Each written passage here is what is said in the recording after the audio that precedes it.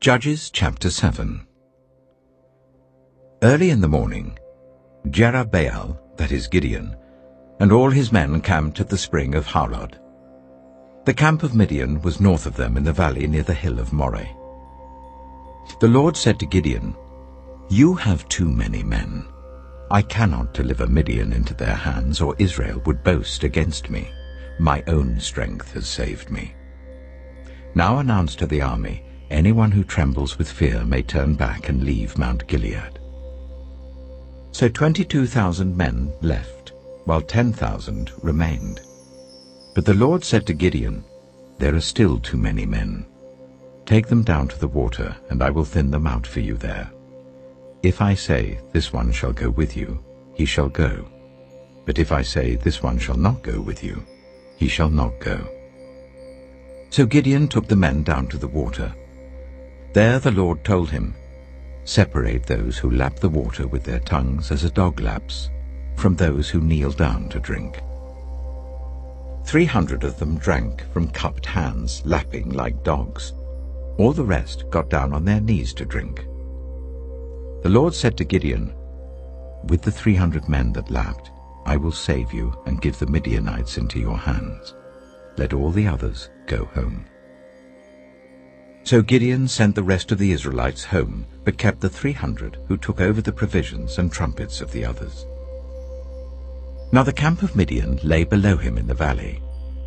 During that night the Lord said to Gideon, "Get up, go down against the camp, because I am going to give it into your hands. If you are afraid to attack, go down to the camp with your servant Purah, and listen to what they're saying.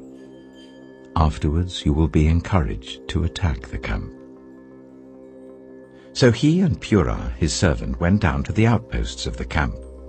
The Midianites, the Amalekites, and all the other eastern peoples had settled in the valley, thick as locusts. Their camels could no more be counted than the sand on the seashore. Gideon arrived just as a man was telling a friend his dream. "I had a dream," he was saying. "A round loaf of barley bread came tumbling into the Midianite camp. It struck the tent with such force that the tent overturned and collapsed." His friend responded, "This can be nothing other than the sword of Gideon, son of Joash, the Israelite. God has given the Midianites and the whole camp into his hands." When Gideon heard the dream and its interpretation, he bowed down and worshipped. He returned to the camp of Israel and called out, "Get up! The Lord has given the Midianite camp into your hands." Dividing the 300 men into 3 companies, he placed trumpets and empty jars in the hands of all of them, with torches inside. "Watch me," he told them. "Follow my lead. When I get to the edge of the camp, do exactly as I do.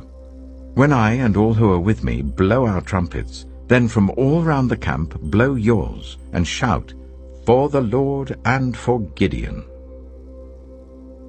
Gideon and the 100 men with him reached the edge of the camp at the beginning of the middle watch, just after they had changed the guard.